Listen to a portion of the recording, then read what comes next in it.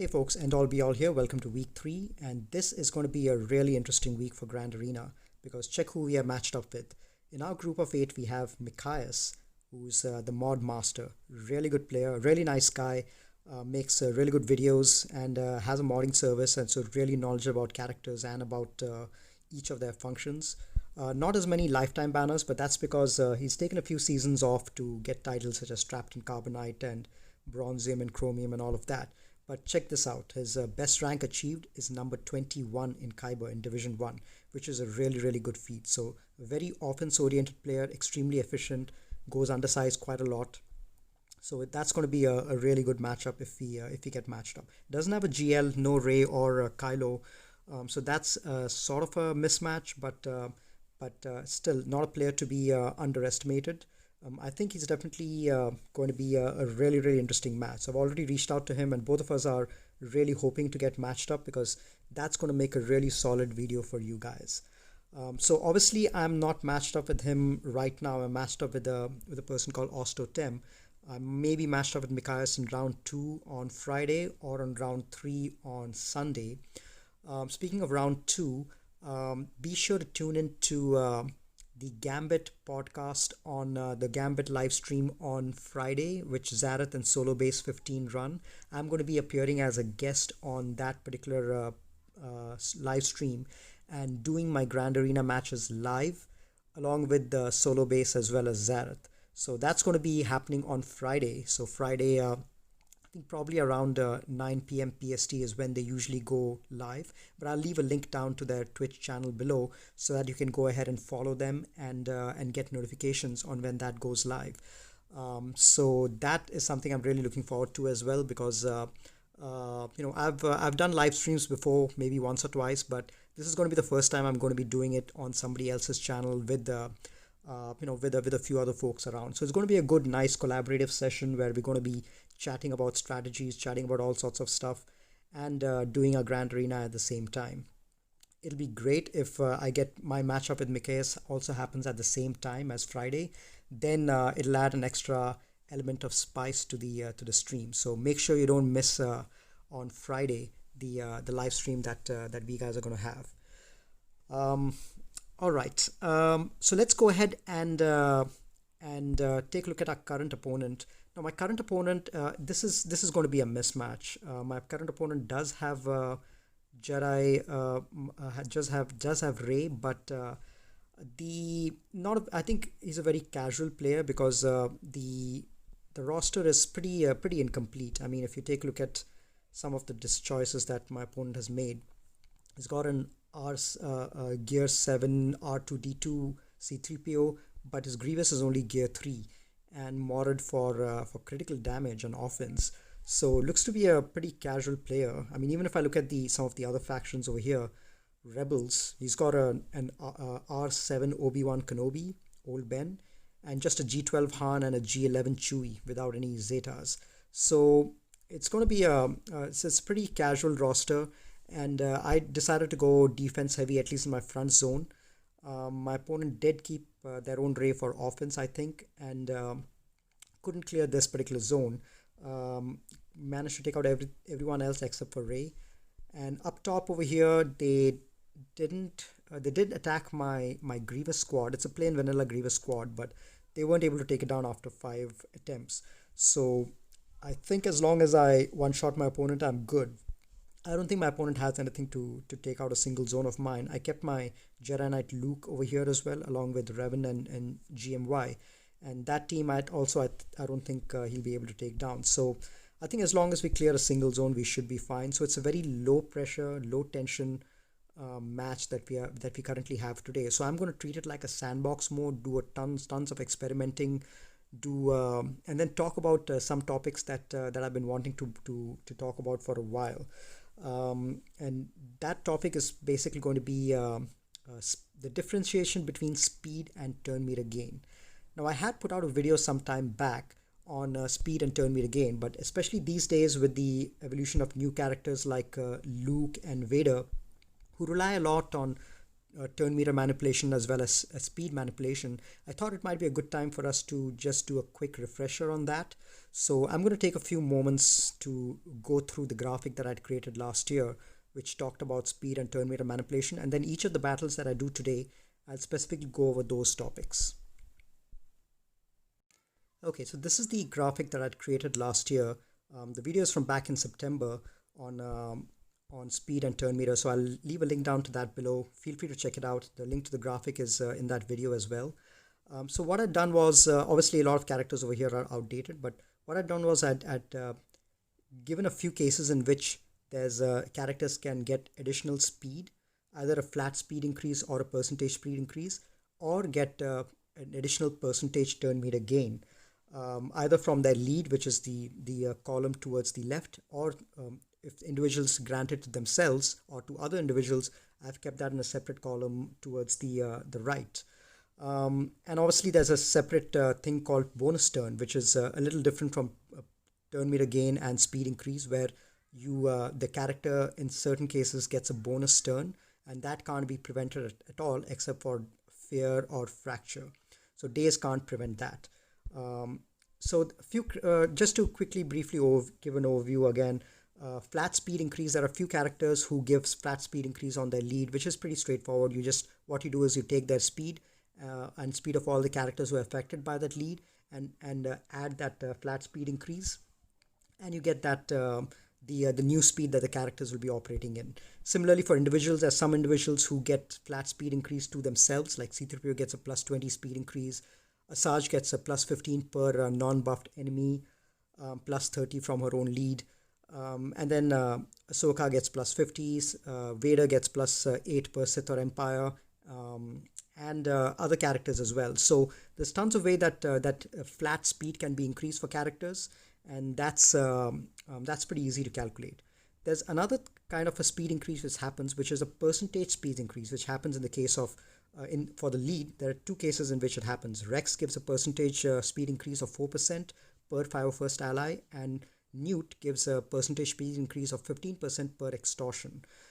So the way you calculate what the new speed is going to be is you take the character and apply the percentage speed increase, and then you basically multiply it by 1 plus the percentage speed increase. So Droideka, for example, is 50% percentage speed increase. So if his speed is 100, his speed is going to be 150. Pretty simple. So it's a straight multiplication calculation for a percentage speed increase. Now turn meter gain is slightly different from speed increase, and it's a very subtle distinction, but it's an important distinction, especially that you need to make, especially when you're calculating what the turn order should be. The analogy that I like to think about it is, say you're going in a car from point A to point B. Actually, let's take another analogy. Like, say you've got a pet turtle, who's going from point A to point B on the floor. He's traveling at a certain speed. That's basically what the speed of the character is. But if you decide to pick your turtle up and move him forward a little bit closer to his goal, that's like a direct percentage turn meter gain, because the distance between the turtle and the end goal has suddenly shortened instantaneously. So that is like an instantaneous turn meter gain. Turn meter gain is what you should think of it as. But if the turtle starts walking faster, that is basically what I like to call a speed increase. Now, percentage turn meter gain, it's essentially what I just talked about. It's just a shortcut or an instantaneous jump or an instantaneous decline in turn meter that happens, which is slightly different from speed increase. Now, the way that you calculate what the new speed would be if a character experiences turn meter gain is you divide it by 1 minus the percentage turn meter gain or loss. So as an example, so in this particular example, if you've got Watt, who gains like 30% turn meter gain on bonus, well, that's without a zeta. So what you have to do is you take his base speed 250 and you divide it by 1 minus the turn meter gain, 30%. That becomes 357. Similarly, if you've got a Bastilla lead who gives 15% turn meter gain to Jedi, at the beginning of battle. So if your speed is 200, you divide 200 by 0.85, which is 1 minus the 15%, and you get your new speed for the Jedi. So that's a slight distinction in the way that you calculate speed increase and percentage turn meter gain. And yeah, so that's basically an important thing to remember. And then percentage turn meter gain obviously can be stopped by days. So if you daze a character, they won't gain any turn meter, but that does not affect their speed. So all these other characteristics, the flat speed increase as well as the percentage speed increase, they are not affected if the character or the team is dazed. So for example, if you go ahead and daze a new team, they will still go extremely fast as long as there's extortion on the field, because they get 15% speed per stack of extortion on the enemy. So that means that daze is not going to stop the new team from going fast, because they rely on percentage speed increase and not turn meter gain. On the other hand, if you daze, say, let's say, if you daze, let's see, yep, if you daze B2, for example, he's not going to get turn meter based on anything which has got to do with turn meter gain. So that's a slight distinction between turn meter gain and percentage speed increase. The other thing to mention is bonus turn cannot be prevented by daze, and I did mention it before. And there are tons of characters who take bonus turn, and whenever the condition gets triggered, they automatically get a bonus turn even if they're dazed. And the only thing that can stop it is fear of fracture. All right, so I'll leave a link to this graphic down below, and I'll go through all my battles and I'll talk in more detail about speed and turn meter as I go through each battle, just to reinforce the concepts once again. All right, let's head back to the battle. Okay, so let's start at the south. So Ostotem has kept a bounty hunter team down south and a Vader team with EP and Nihilus and Scion without Treya. So that's interesting to see. I'm not sure what plans he has for Treya. And then there's a Savage lead over here. So for this one, the Vader is not very fast, about 219 speed. So plus 56, probably be going at around 265 or so. So not a very fast Vader. But as long as we kill the Vader first, the dots from the lead won't be a problem. If there was a pulp lead, that is what really gives turn meter gain, and that's when I would have needed to get something with daze to be able to control that team. But now, as long as I outspeed the team and I'm able to take out Vader fast, there shouldn't be a problem in this team. There's no cleanse also, because there's no Treya in the team, so no cleanse for the unique. There's no healing in here as well, apart from Vader, who heals with dots. So I think what I'm going to do is I'm going to take my Night Sister squad and get rid of Vader that way. My sisters are fast, so they will go first, and so I'm going to go and try to take out Vader as soon as I can. There we go. Now I don't have to bother about any dots killing my team. So the rest of it is fine. I think what I need to do is make sure that Nihilus is either stunned or zombie is always taunting, so that nobody gets annihilated. Let's do that. Okay, so the taunt is on, but that's perfectly fine. I think we'll get rid of Scion now.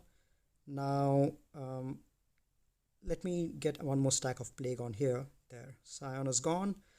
No issues over here. We are still at full health on everyone, so we don't need to really bother about that. And let's land a big hit over here.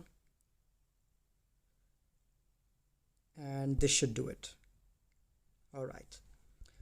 Not really bothered about banners over here, because it's not an efficiency match. So about the sisters, sisters do have tons of speed gain with both the Talzin lead as well as Asajj lead, and Asajj has got her own unique, which gives tons of speed to her as well, only at the beginning of battle though. And then you've got tons of turn meter gain manipulation, which takes place with the sisters. There's Daka and Asajj, who gain tons of turn meter. Talzin as well gains tons of turn meter when people fall below health, and when people die. So all these three characters have tons of turn meter gain. And Spirit has got tons of turn meter manipulation as well on her basic, where not only does she remove the enemy's turn meter by 20%, slowing them down, but also gains turn meter herself. So extremely fast character. So that's another team to really utilize the turn meter gain really well. All right, now on the boss team, it's a vanilla bounty hunter team, 265, not very fast. I haven't used my troopers in a while. My troopers only G10, G11, so that's why I don't use them. And I've already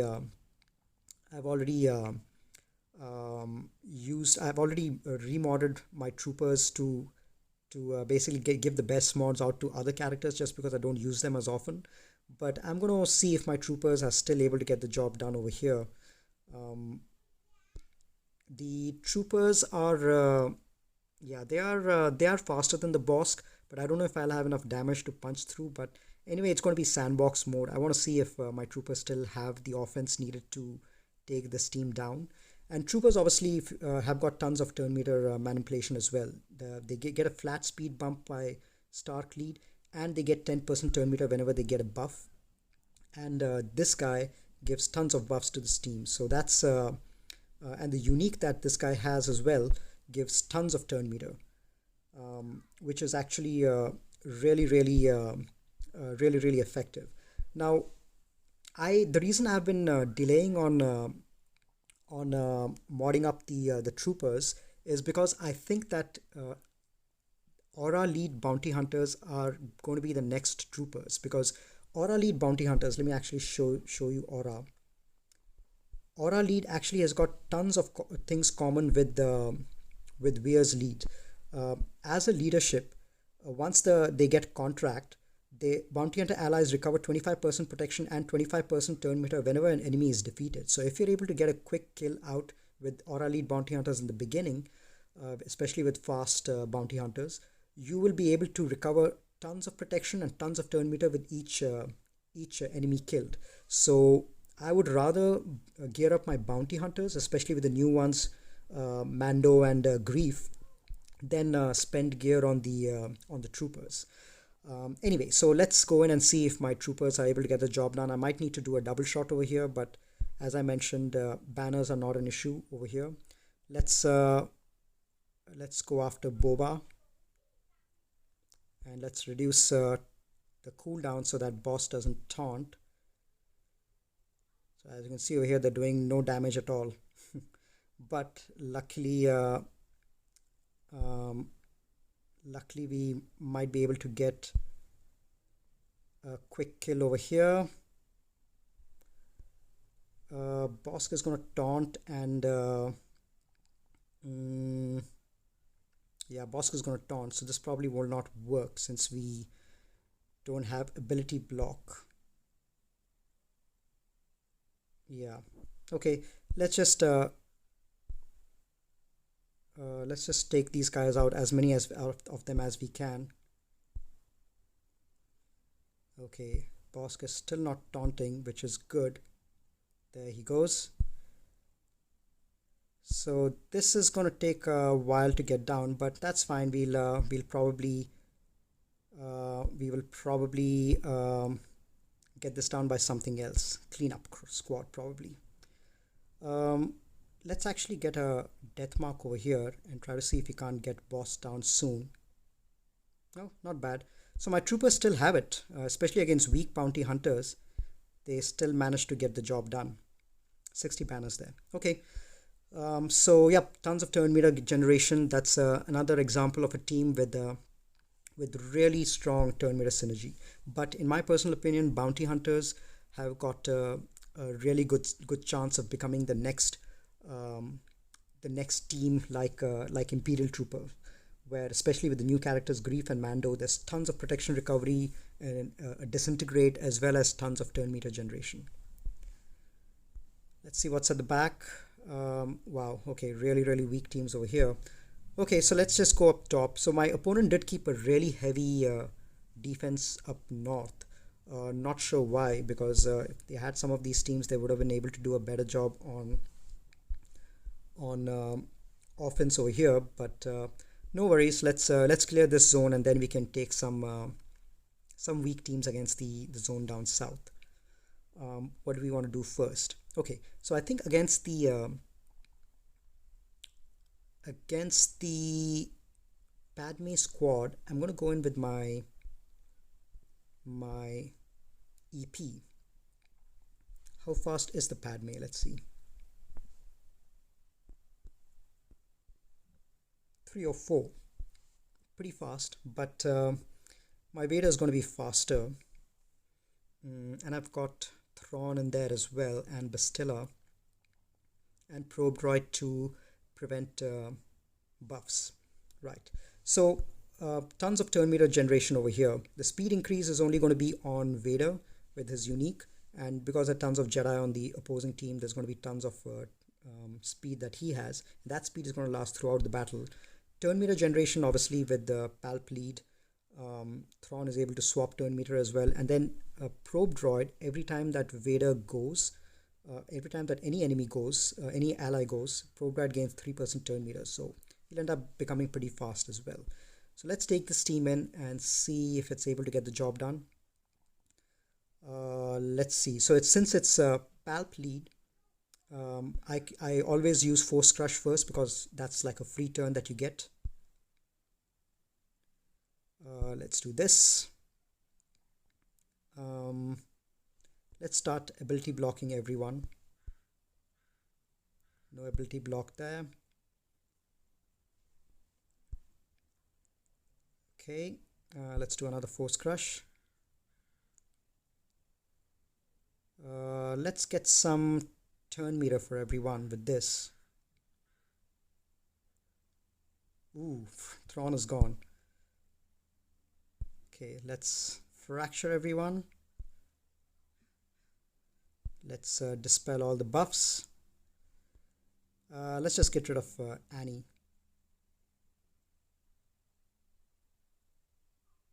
Man, this team is going south pretty fast. Alright, so this didn't go anywhere. I might have misplayed a few things over here.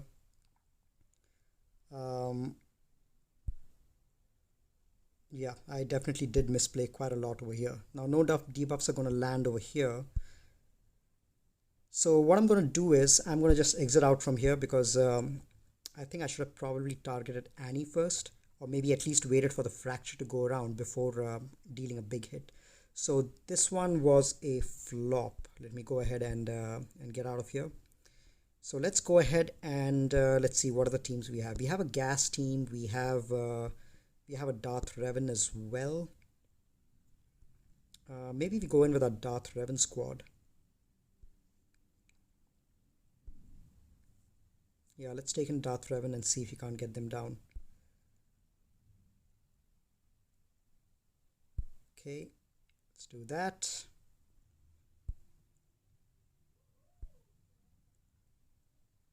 Shock.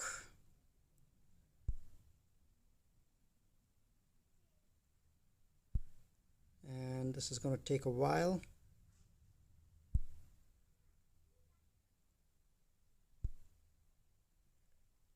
Okay, let's keep going over there.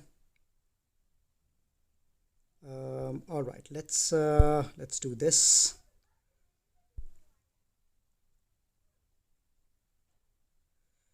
Oh, wow, this is going south pretty fast. Let's just take this guy out. We can always clean it up.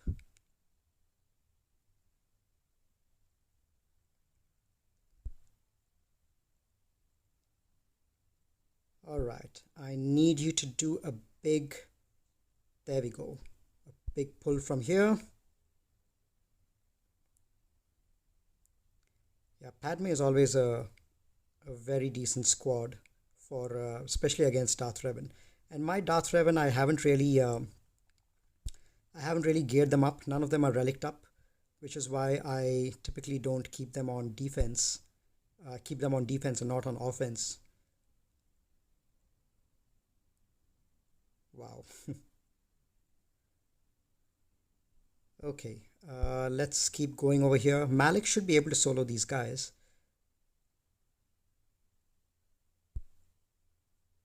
But let's see how much they're able to get done.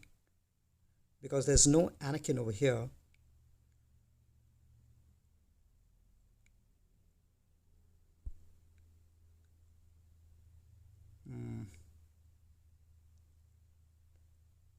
All right, let's just keep going over here and see if we can't get these guys down.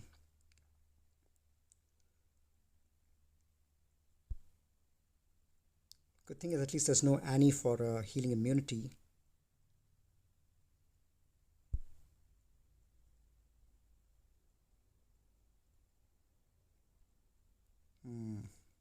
This is going to take a while. I need to land a shock on Kenobi, but that's not going to happen probably.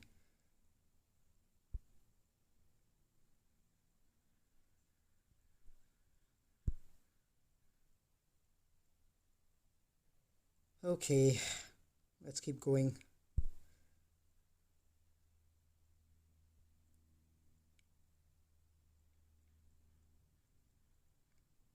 Yeah, this is probably going to time out.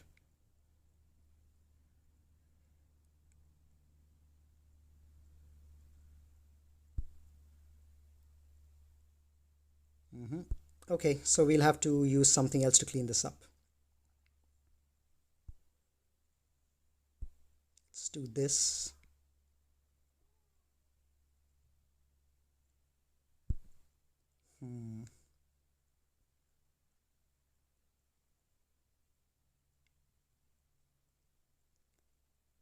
Come on, land a shock. Excellent. So we landed a shock, which is good. Ooh, but our force train wasn't available yet. Now it's available. Excellent. That was a piece of luck. Now we can just go ahead and target Padme and take her out.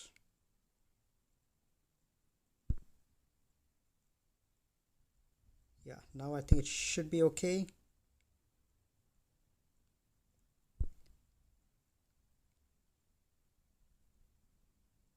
45 seconds. Almost. Okay, our force train is here, and there we go. All right, 30 seconds to clean this up. I'm wondering if I should take in some other team that I wanted to try out to clean this up, but that's fine. I don't think we need to experiment anymore. All right, so Malik by himself can definitely solo these guys, but it can get a little dicey. All right, so that team was cleaned up, a little messy, but that's fine. What are we going to do about the other squads? I think I'm going to take in, what else do I have? This is a full R7 squad that we have over here, the JKR squad as well as the resistance squad. So yeah, one thing about the Padme squad is there's absolutely no speed or turn meter manipulation that team happens. So that's something which makes it a perfect counter against teams which manipulate turn meter. So against Revan squad, so there's the turn meter gain which happens over here is obviously going to be JKR as well as Yoda. So let's see what we want to take against that. All right, so I got my gas team and my Padme team, so that should be enough for both these to take out both these teams. But what I'm going to do is I'm going to try a few other experimental teams to see if they're able to get anything done against the JTR squad, and it's on all fully R7 JTR squad with 3 droids, all R7. So that's going to be a handful. But I'm going to try a couple of teams. I think I want to try my Geos. I want to try my Basti Wampa to see if they're able to see how far they're able to get done. I'm sure those teams will fail, but it'll be interesting to see to what extent these guys can counter high relic resistance. So let's take my Geos in over there. They're going to go first and do a tons of stuff.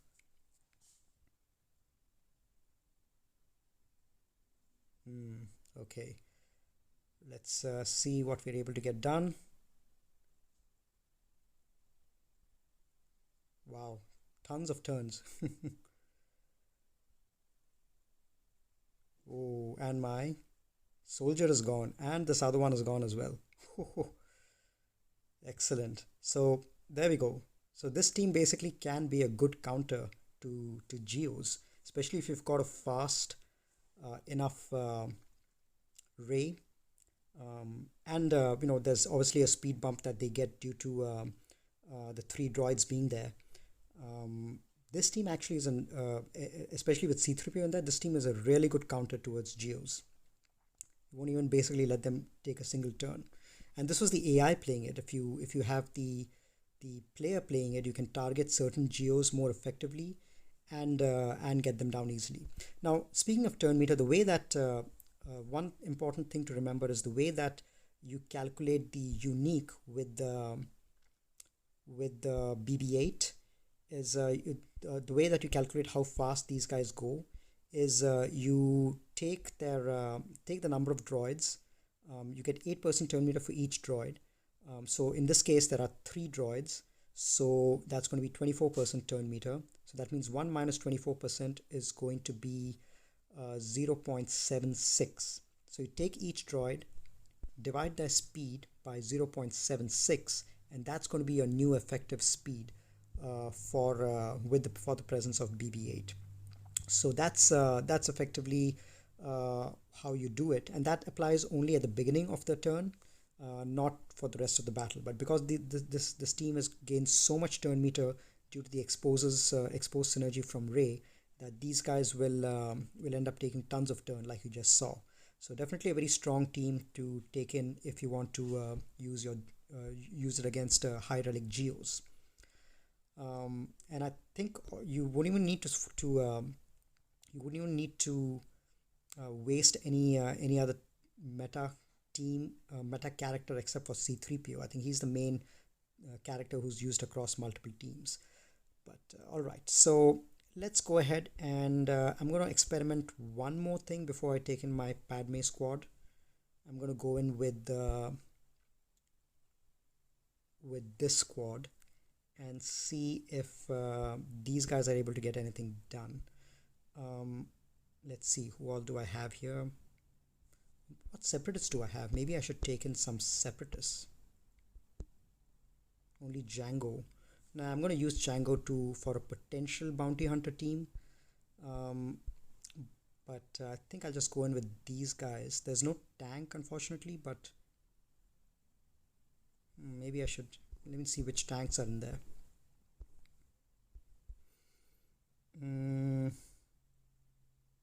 Let's see.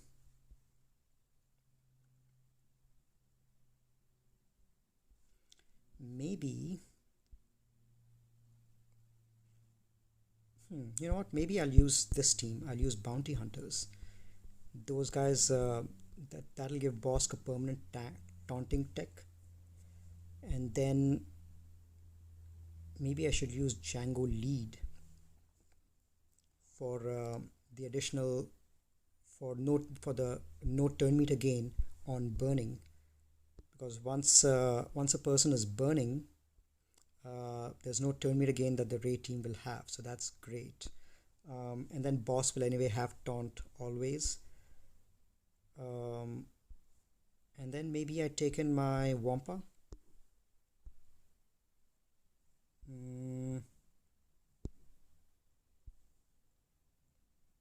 Or maybe my Grief. No, Grief is going to die pretty fast. Alright, let's take in Dengar to prevent the stealth. Okay, I have no idea how this team is going to do, but it's worth a shot. Okay, taunting tech on this guy.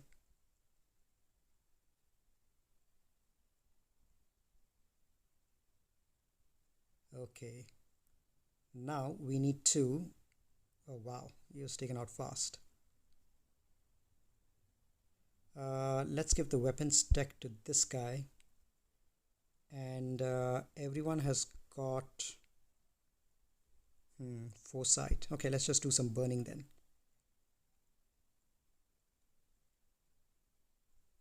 Let's get rid of someone, maybe BB-8.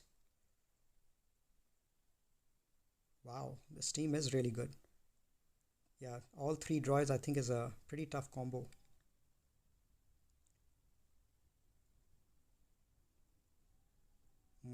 Okay, this one is gone. All right, let's go ahead and go with our, let's see if we can't take out one of these guys, maybe BB-8, not yet.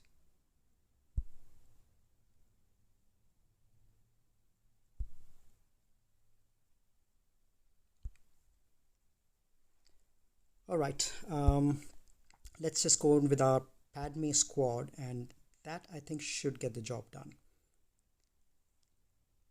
I don't think we have, yep, those two were the best non-meta teams that I had, which I wanted to see how far they might be able to move forward. But apparently not much progress, especially with a combination of all three droids. So the three resistance droids taken together, it's something to think about for defense, especially if they're relicked up, if you're going for your Ray. It's definitely something to think about. It's a perfect example of turn meter gain, which really makes a team go really fast and make it tough to take down. So I'm going to go into the Padme squad. Hopefully they won't get any much debuffs once Padme gets to go. And all the assists means that they will be able to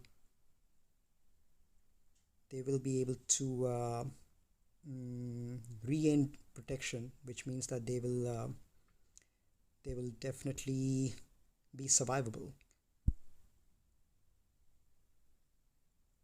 All right, let's get, we've got 30 stacks. Let's get rid of this guy. Still 20 stacks left. Let's do this. Man, this is such overkill, even with the preloaded team.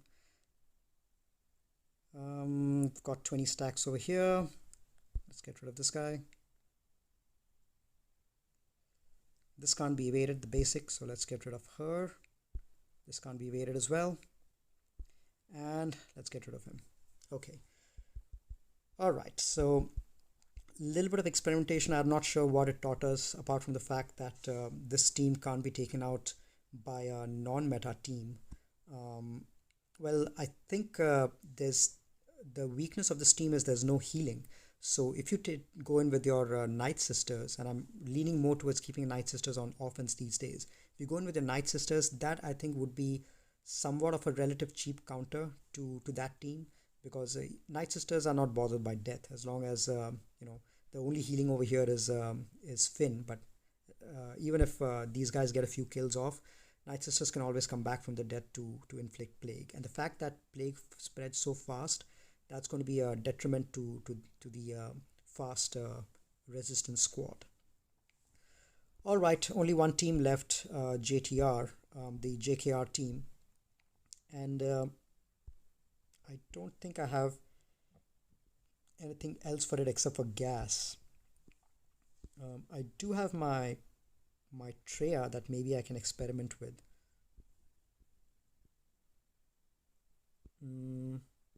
Nah, that's going to be ineffective, so there's no point in that experimentation. All right, let's do that. Let's target the weakest guy, try to get him out early. Let's give this to Rex.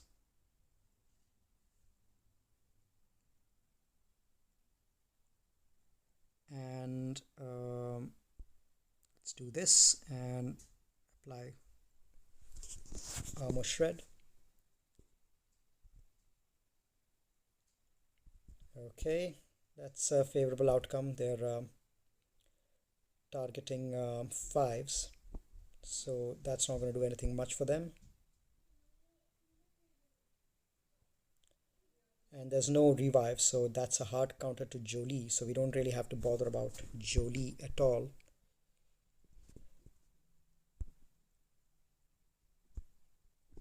think we'll get through this team without much issue at all. Okay, so we've cleared the character zone. Now let's go into the ship zone, clear that, and then we can call it a day.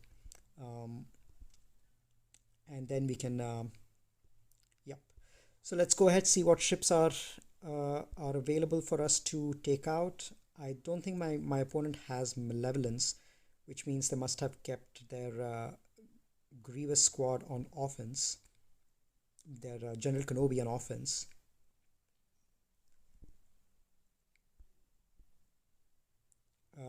Okay, so they have their Radis, which is interesting to see. All abilities maxed except for the last one because it's a 6-star ship.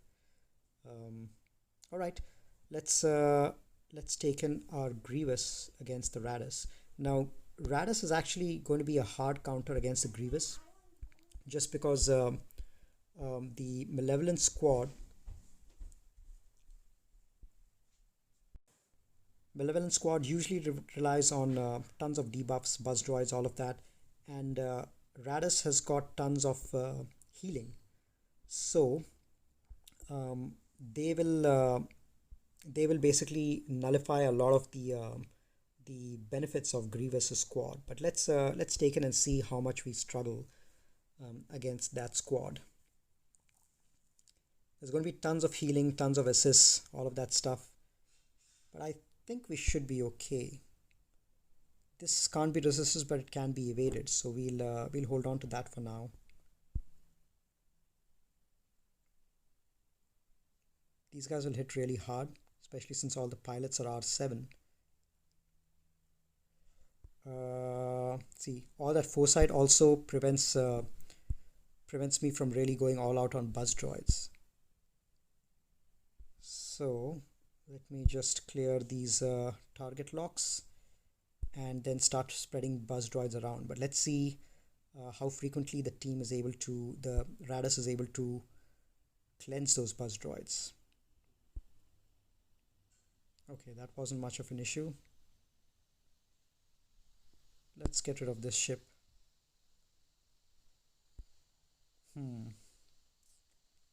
Yeah, on paper you would think that this is a really hard counter to the Malevolence, but it doesn't seem. It seems to be going down pretty easily. It doesn't seem to be all that great. Yeah, the two best ships in all cases are going to be the Malevolence and the Negotiator. The other ships just don't cut it in front of them. Those two are the most valuable ships. All right, so that's the board clear. We got some experimentation done. Oh, actually, we haven't cleared the character zone down south. Oh, do I even have anything left for that? Yeah, I think I do have a few. I've got my Wampa, I've got my JTR. Okay, so let's go ahead and clear these zones. What do I want to take against this? I really want to do a Wampa solo against. I haven't done a Wampa solo in a while, so I think I'll do that against this Imagandai squad. Yeah, let me just take this guy in and see if Wampa still got it. All right, go to town.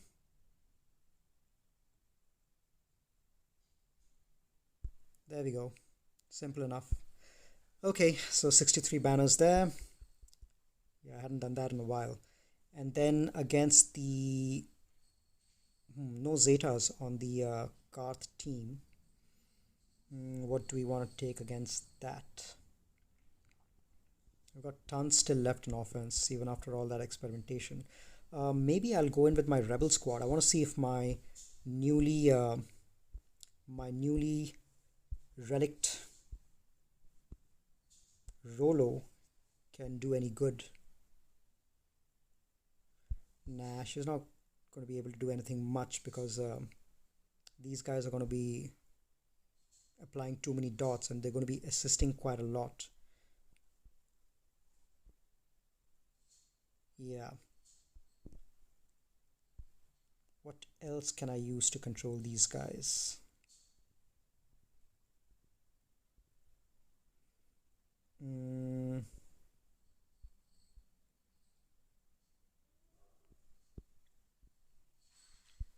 What bounty hunters do I have left? All right, let's do that. Let's go with an Aura Singh lead, and with some of these other bounty hunters, and see if we're able to get the contract off to get Mando to disintegrate. Now the problem is all these are attackers, and this guy is a support, but he's going to go into stealth. So Aura Singh's lead basically puts everyone under stealth. So everyone is going to be under stealth. So what I'm going to do is I'm going to remove one of them and put in another tanky character who can basically be a fort to be out in the open.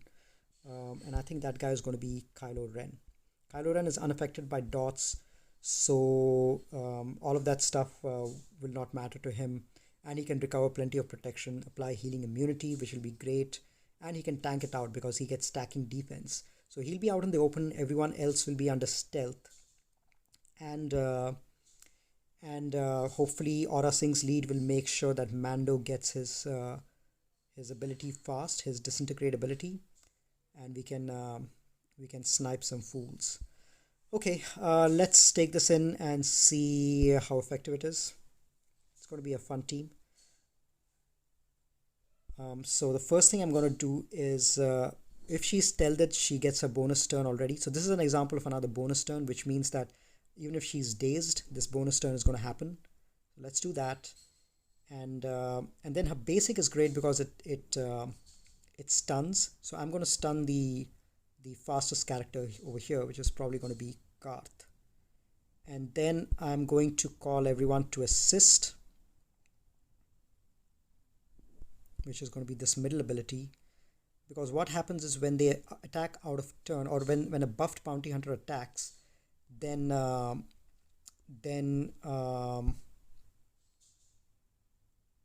these guys get their contract fulfilled. So I'm going to make everyone attack over here. So already at 60%, which is great. Gonna do some of that. 70%. Let's go ahead and stun Mission if we can. I'm going to call Aura to assist. So Mission did not get stunned. Let's do that.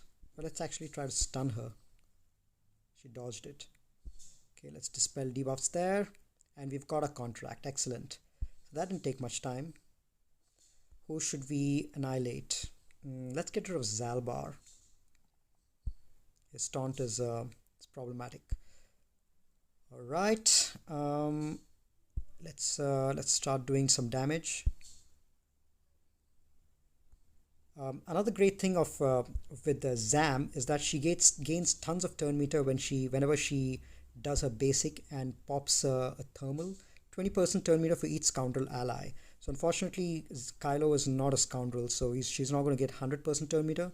But if you're in a situation where all 5 are scoundrels and you've got tons of thermals on the board, then what you can do is you can keep popping this and taking a turn after each and every pop. So it almost becomes like Vader with his Merciless, where she keeps taking a turn every single time.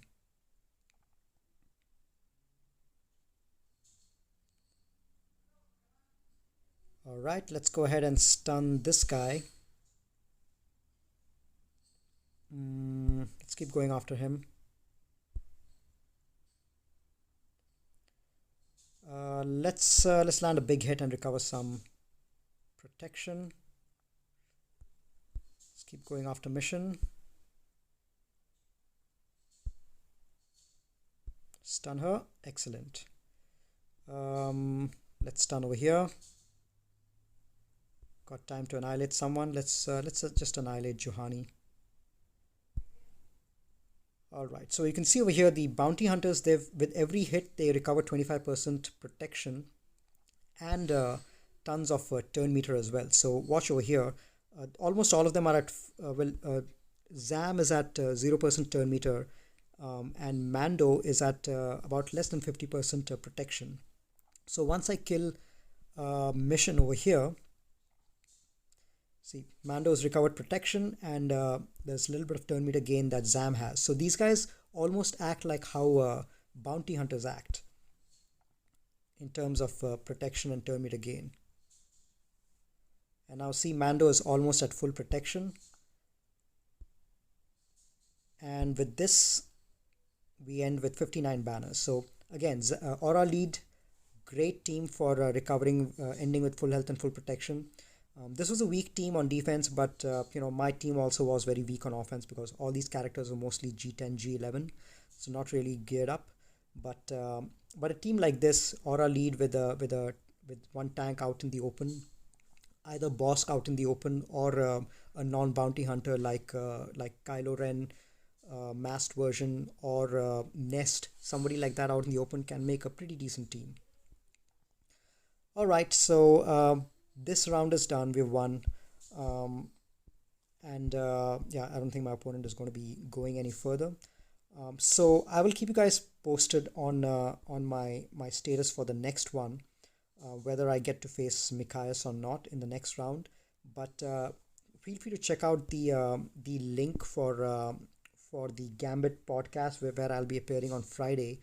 Definitely don't miss that. It's going to be a great stream. Whether I face Mikhails or not, it's going to be a really great stream. You're going to get to see the live streams of other great GAC streamers like Zareth and Solo Base as well. So it's going to be fun. So come and hang out with us on Friday night. Looking forward to that particular match. All right. Hope you found this video useful. Sorry it wasn't a more exciting Grand Arena match. Not a very close one. But mismatches happen, I guess. But hopefully when we get matched with Mikhails, it's going to be a pretty epic match. All right, so that's it for today's match. I will catch you guys in a couple of days. Take care and happy gaming.